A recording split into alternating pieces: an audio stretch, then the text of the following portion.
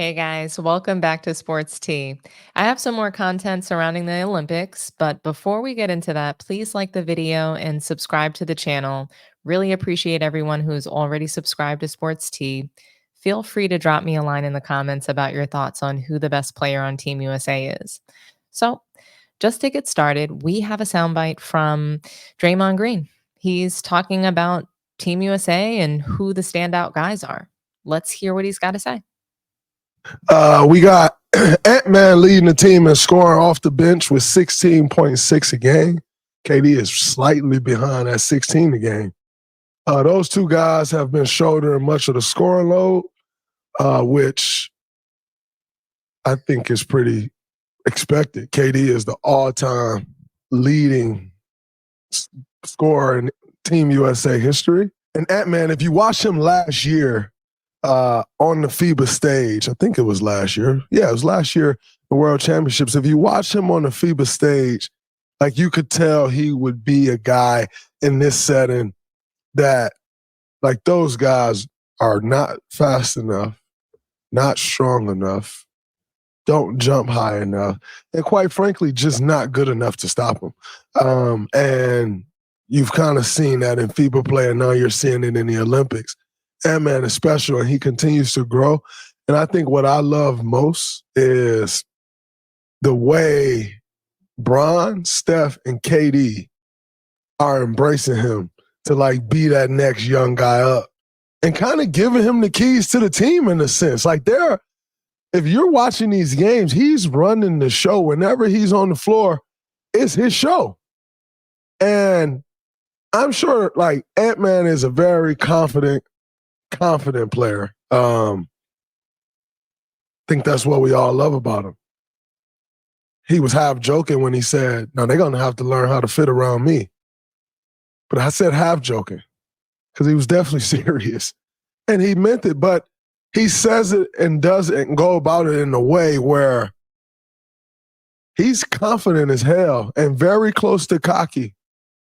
But if you understand anything about greatness, you got to be very close to cocky in order to be great at anything. Because that belief, the belief is actually one of the things that separate you, because most people can't reach that level of belief in themselves. And so having that belief, being a little cocky, is actually what separates him. And obviously you got to have the talent to go with it, and he got more than enough talent. And so it's been interesting to watch Ant-Man kind of run the show. Kind of watching Bron play kind of the point forward, like real point forward role. Bron, his whole career, he's really played point guard.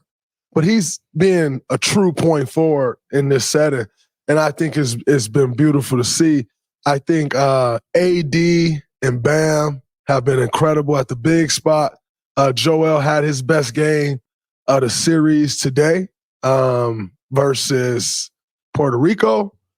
So it's good to see him have a good game. I think the first couple games he had been struggling a bit. Played one, sat one.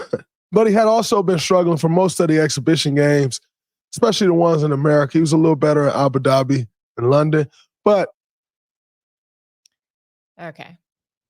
I usually don't approve of Draymond having a podcast as a current NBA player, but since Draymond has stopped averaging 20 and 10 a game, he became a former player to me.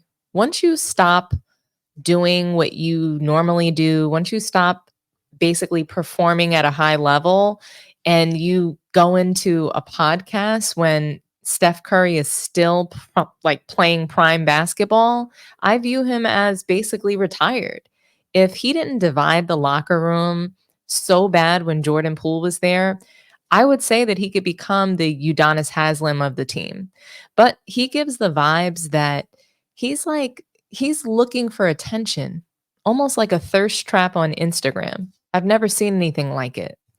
And I want to address what he said about Anthony Edwards being the guy and essentially being the new king of the league.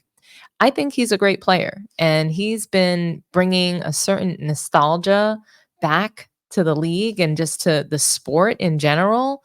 that, it's just like it's really refreshing to see.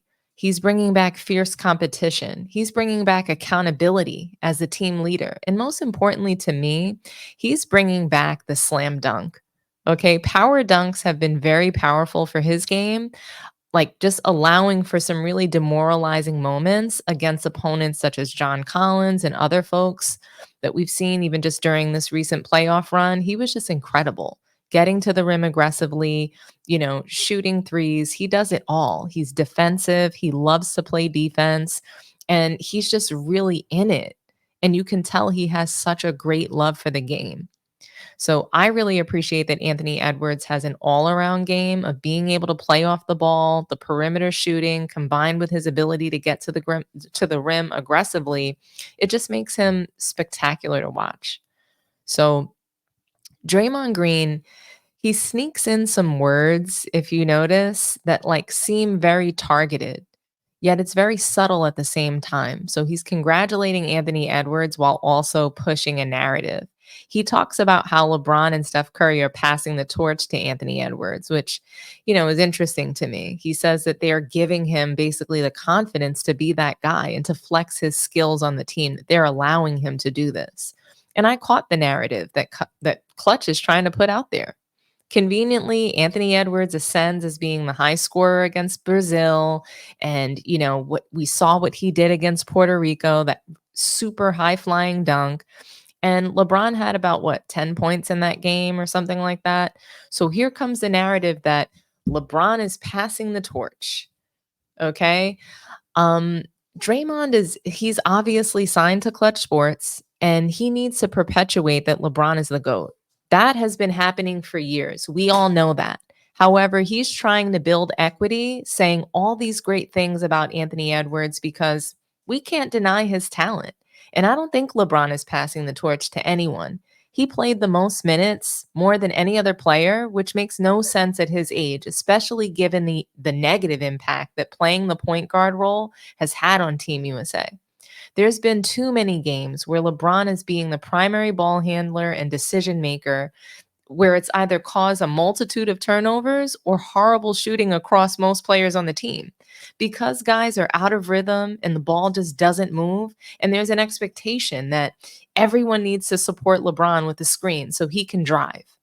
I don't see that as team basketball or passing the torch at all. I think that there will be narratives created for every single game, and it will depend on how LeBron plays that will determine what the narrative will be.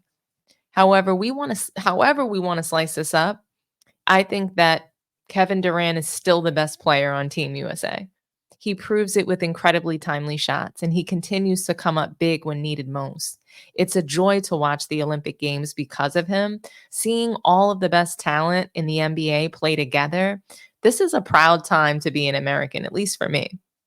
It does seem like Anthony Edwards is taking over this league, whether LeBron is passing the torch or not.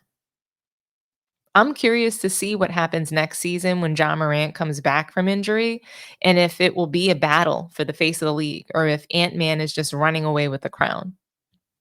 But I just want to thank everyone for tuning in. And if you are enjoying the content, please subscribe to Sports Tea, like the video, and feel free to drop some comments about who you think the best player on Team USA is. I look forward to engaging with you all and growing the channel further. Thanks, everyone. Have a good night.